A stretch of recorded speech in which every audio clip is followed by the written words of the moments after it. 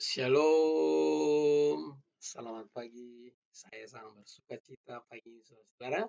Kita bisa kembali bertemu dalam program Sharing and Inspiring. Saya selalu berdoa ketika saya sharing firman Tuhan. Bapak Ibu terinspirasi oleh firman Tuhan ketika mendengar di channel ini. Ya, karena saya percaya kapan saja firman Tuhan diberitakan, Roh Kudus berkarya, menjamah, menginspirasi kita, membantu kita untuk mengerti firman Tuhan sehingga kita bisa menjadi pelaku-pelaku firman Tuhan. Haleluya. Hari ini kita akan melanjutkan renungan kita dari Amsal pasal yang ke-6 ayat 16 sampai pasal yang ke-6 ayat 12 sampai 15 maksud saya. Sebelumnya mari kita berdoa. Bapa yang baik, dalam nama Yesus kami bersyukur pagi hari ini ya Tuhan, karena pertolongan Tuhan, perlindungan Tuhan, dan pemeliharaan Tuhan sepanjang malam, sehingga pagi ini kami bisa bangun, pagi ini kami bisa bangun dengan sukacita, dengan berkat yang baru, semangat yang baru, dan hari yang baru. Dan biarlah hari ini ya Tuhan, sepanjang hari kami memuliakan nama Tuhan lewat semua aktivitas kami. Oleh sebab itu ya Tuhan, kami mau ya Tuhan belajar firman Tuhan, biarlah firman-Mu ya Tuhan menjadi pelita bagi kaki kami, terang bagi jalan kami, sehingga kami hidup hari ini menyenangkan hati Tuhan. Hamba-Mu yang akan sharing firman Tuhan, biarlah Roh Kudus yang menolong, yang membimbing, bahkan memilih setiap kata-kata yang keluar dari mulut hamba-Mu. Biarlah Roh Kudus yang memimpin dan mengendalikan setiap pengajaran keluar dari mulut hamba-Mu. Demikian juga kami yang mendengar, Tuhan menolong, Tuhan juga yang mengurapi, Tuhan juga yang membimbing, Tuhan juga yang membimbing, sehingga kami mengerti firman Tuhan, dan kami bisa menjadi pelaku-pelaku firman Tuhan. Dalam nama Yesus kami berdoa. Haleluya. Amin. Amin, saudara. Mari kita langsung pada pembacaan kita hari ini. Tak berguna dan jahatlah orang yang hidup dengan mulut serong, yang mengedipkan matanya, yang bermain kaki dan menunjuk-nunjuk dengan jari, yang hatinya mengandung tipu muslihat, yang senantiasa merencanakan kejahatan, yang menimbulkan pertengkaran. Itu sebabnya ia ditimpa kebinasaan dengan tiba-tiba. Sesaat saja diremukkan tanpa dapat dipulihkan lagi. Pagi ini saudara, saya memberikan tema renungan kita, hidup yang tidak berguna. Nah, seperti apakah hidup yang tidak ada gunanya atau hidup yang sia-sia? Ya, tak berguna hidupnya, tak bermanfaat, tidak ada pada hidupnya, artinya hidup yang tidak berguna. Ya, gak ada gunanya hidup orang ini. Kenapa? Bagaimanakah hidup yang tidak berguna itu yang digambarkan oleh Salomo dalam konteks ini? Yang pertama itu yaitu dikatakan di sini, tak berguna dan jahatlah orang yang hidup dengan mulut yang serong. Yang pertama itu hidup yang tak berguna itu adalah di sini katakan yang hidup dengan mulut serong. Kalau orang hidupnya serong terus, hidupnya tidak pernah beres, maka Salomo mengatakan hidup yang demikian adalah hidup yang tidak berguna. Seperti yang saya katakan saudara, ketika kita belajar kitab puisi, kalau ada yang menjorok ke dalam itu adalah penegasan.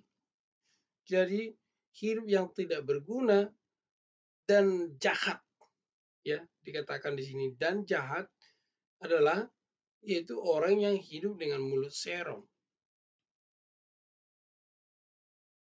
Sudah hidupnya tidak berguna, jahat pula.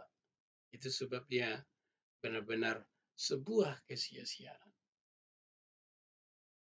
Salomo menegaskan hal ini kepada anaknya,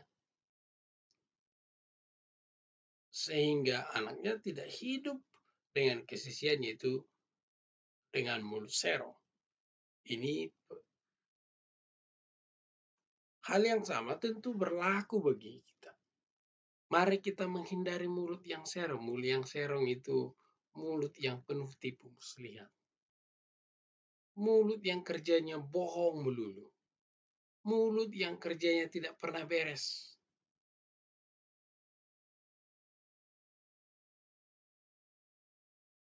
Dari 1000 kata-katanya mungkin hanya 2 benar, selebihnya semua salah. Karena apa? Mulut serong, memutar balik fakta, berdusta. Maka orang yang mulutnya serong, maka hidupnya itu tidak ada gunanya. Karena apa? Itu akan membuat masalah, menimbulkan masalah banyak. Kita lanjutkan ya. Yang mengedipkan matanya, yang bermain kaki dan menunjuk-nunjuk jari. Ya, mengedipkan mata di sini bukan hanya kita ini semua berkedip, tapi berkedip dalam konteks ini adalah memberikan kode. Ya, ini adalah kode. Kemudian bermain dengan kaki, yang bermain dengan kaki di sini juga memberikan kode-kode. Kemudian yang kerjanya menunjuk-nunjuk dengan jari. Ini adalah sebuah kode, ya. Jadi kalau seseorang itu ini mulut serong ini mau mengerjain, dia akan kasih kode, ya mungkin kodenya itu seperti apa, yang jelas mengedipkan mata, ya. Kemudian dia kasih kode dengan kakinya juga, termasuk dengan tangannya. Untuk apa? Ayat 14 katakan, hatinya mengandung tipu muslihat yang senantiasa merencanakan kejahatan. Jadi dia mengedipkan mata, dia bermain kaki dan menunjuk dengan jari. Kenapa? Karena hatinya mengandung muslihat. Dia sedang, di ayat 13, dia sedang memberikan kode supaya orang yang diberikan kode itu, apa? Tujuannya apa? Direncanakan kejahatan. Karena apa? Hatinya penuh tipu muslihat. Yang senantiasa merencanakan kejahatan. Jadi hidup yang tidak berguna itu adalah hati yang penuh tipu muslihat. Kerjanya hanya menipu. Ya, jadi ayat 14 itu dia hanya memberikan kode itu. Ya kita berkedip enggak dosa. Tapi karena apa? Karena ayat 14 itu ditegaskan di situ. Hatinya penuh dengan tipu muslihat dan selalu merencanakan kejahatan. Orang yang selalu merencanakan kejahatan, hidupnya sebenarnya tidak berguna. Orang yang seperti ini, yang pertama didoakan bila bertobat. Kalau yang tidak bertobat, ya biarlah kita serahkan kepada Tuhan. Biar Tuhan yang urus dia.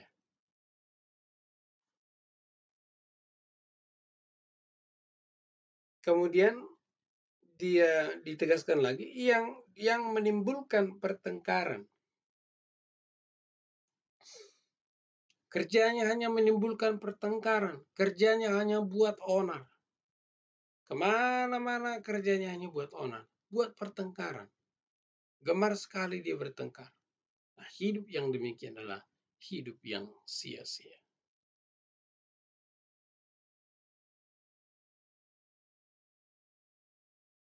Kemudian apa yang terjadi saudara-saudara? Itu sebabnya ia ditimpa kebinasaan dengan tiba-tiba. Sesaat saja ia diremukkan tanpa dapat dipulihkan lagi. Ada waktunya, ya.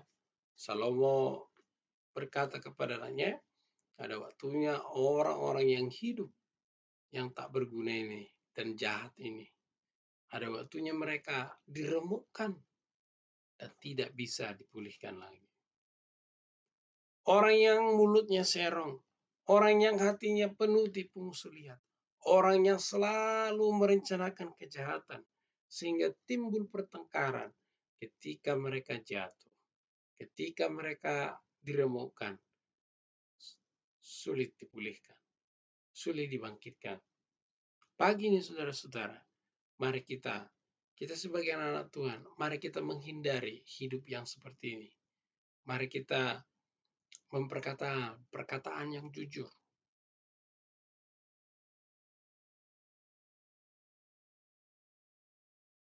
Kalaupun kita memberikan kode, biarlah kode itu bukan dari hati yang penuh tipu muslihat, tapi di hari hati yang penuh kejujuran, hati yang penuh kebenaran, hati yang penuh dengan kebaikan. Biarlah kita merencanakan kebaikan kepada orang lain. Seperti yang saya sudah katakan sebelumnya, ketika kita merencanakan kebaikan kepada orang lain, kita sedang merencanakan kebaikan kepada diri sendiri, karena apa yang kita tabur, itulah yang kita tuai. Kemana-mana kita harusnya kita pembawa damai, menciptakan damai, bukan menciptakan pertengkaran. Mari kita ciptakan damai.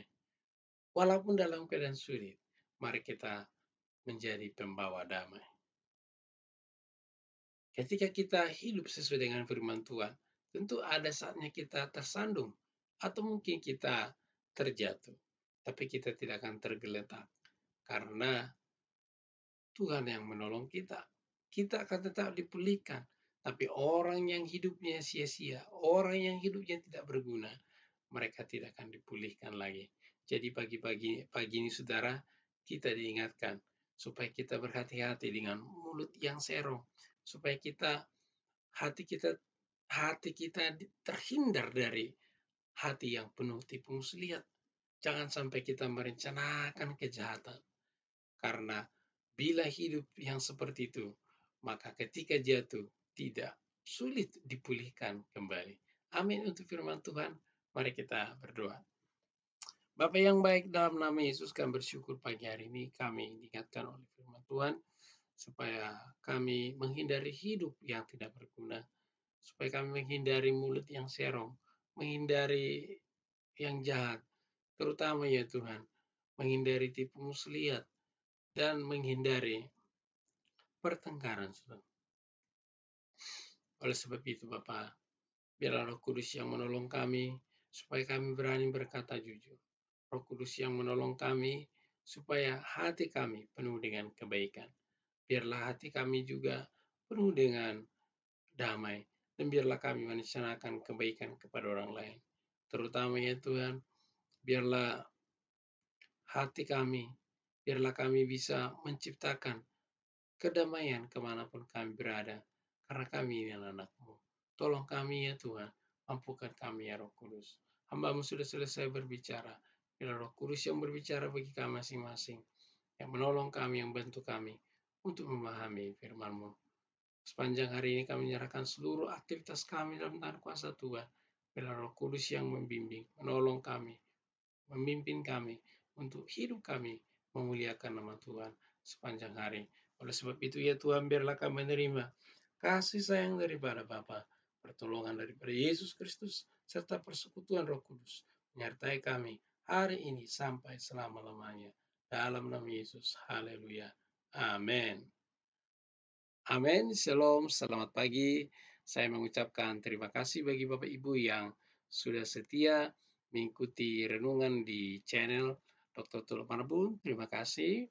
Terima kasih juga Bapak Ibu yang menyampaikan komentarnya dan supportnya melalui dengan membagikan dan memberi komentar, termasuk bila Bapak Ibu belum subscribe, ditekan tombol subscribe-nya, diaktifkan tombol loncengnya.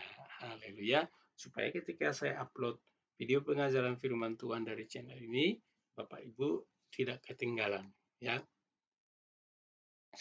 Dan di sini minimal 2 sehari, yaitu malam sampai sepanjang Natal ini, itu kan ada renungan malam. Haleluya.